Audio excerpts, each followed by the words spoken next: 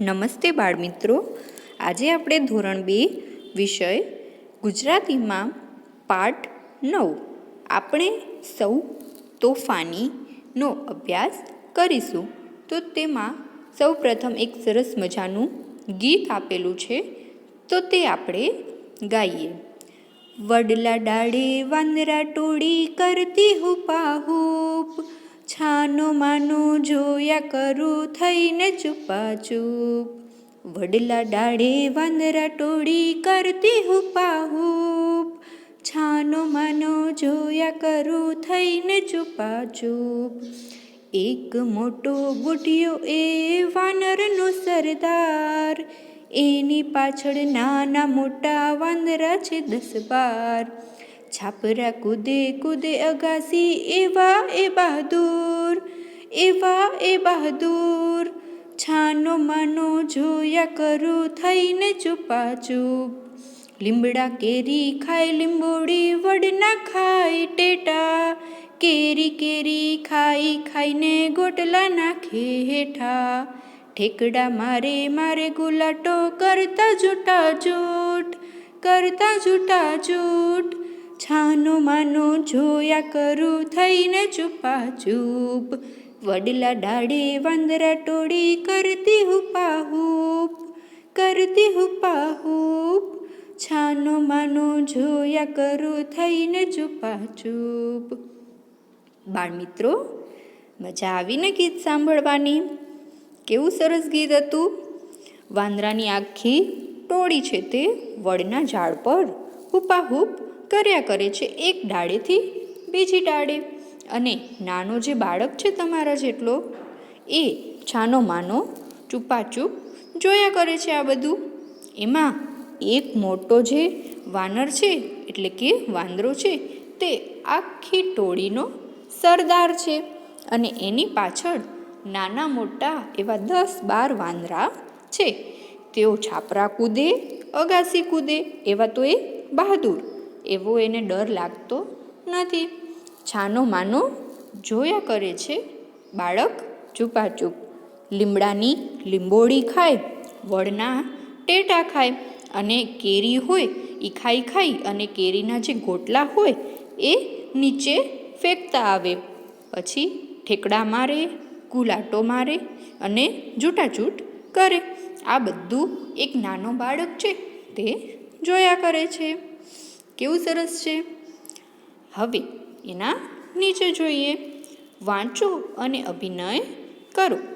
તમારા મિત્ર બોલ્યા વગર અભિનય કરે છે તે ઓળખો. હવે નીચે કેટલીક ક્રિયાઓ આપેલી છે અભિનય, તે વિદ્યાર્થીઓ કરે અને અન્ય વિદ્યાર્થીઓ છે તે અભિનયને ઓળખવાનું કે આ શાનો અભિનય કરે છે. તો તેમાં પેલું છે છાના માના જોવું. તો એક વિદ્યાર્થી છે જે છાના માના છુપાઈને જોવાનો અભિનય કરે. પછી હુપાહુપ કરવું, તો વાંદરાની જેમ હુપાહુપ કરવાની એક્શન કરે, જે છુપાઈને જોવું.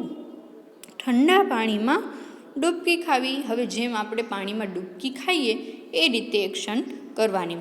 ખાટી કેરી ખાવી, જે લીંબોળી ખાવી. હવે કાંઈ પણ આપણે ખાટું ખાઈએ, કેરી હોય કે આંબલી હોય, તો આપણે ખાઈએ તો આપણા ચહેરાના જે હાવભાવ છે તે બદલી જતા હોય છે. લીંબોળી ખાવી, તો જેમ કેરીને આંબલીને ખાઈએ તેવી રીતે લીંબોળી ખાવાની એક્શન કરવાની છે. હવે આગળ જોઈએ. હવે બાળમિત્રો, અહીં એક સરસ મજાનો સંવાદ આપ્યો છે, તે આપણે જોઈએ. હવે ચિત્રમાં આપણે જોઈ શકીએ છીએ કે એક બાળક છે અને તેની માતા છે તે છાપું વાંચી રહી છે.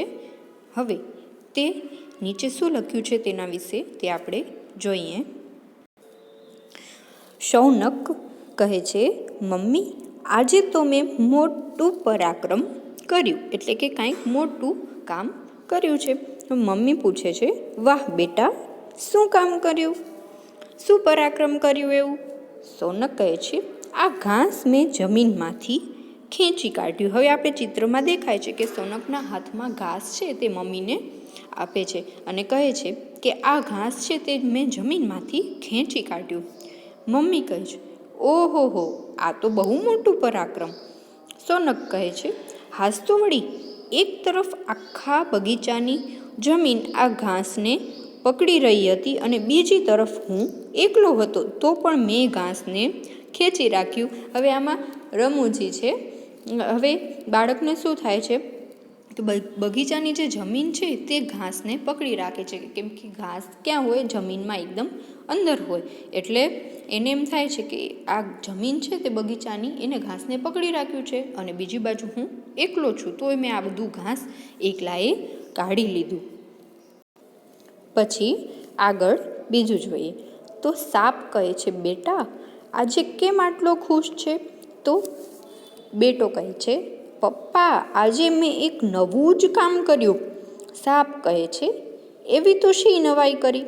બેટો કહે છે, આજે હું સીધો ચાલીને ઘરે આવ્યો. હવે આપણે ખબર છે કે સાપ છે તે ક્યારેય સીધો ઘરે આવે નહીં. હવે કેમ કે સાપ છે તે આપણે ખબર છે કઈ રીતે વાંકો ચૂકો આડો ચાલે, એટલે સીધો છે તે સાપ ચાલી શકે નહીં. ત્રીજું છે, મીઠું મચ્છર એના મિત્રોને પોતાના પરાક્રમની વાતો કરતો હતો. હવે આપણે ચિત્રમાં દેખાય છે કે થોડાક મચ્છરો અહીં છે, એમાંથી એક મચ્છર છે તે બીજા મચ્છરને વાત કરે છે.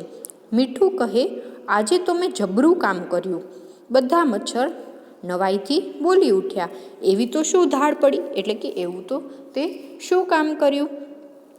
મીઠું કહે, આખી રાત પેલા ટપુભાઈનું લોહી પીધું. હવે મચ્છર છે તે આપણે ખબર છે કે લોહી પીવે, એટલે એને શું કીધું કે ટપુભાઈ હતા એનું લોહી પીધું. બીજો મચ્છર કહે, એમાં શી નવાઈ? અમે બધા આખી રાત કોઈકને કોઈકનું લોહી પીએ જ છીએ ને.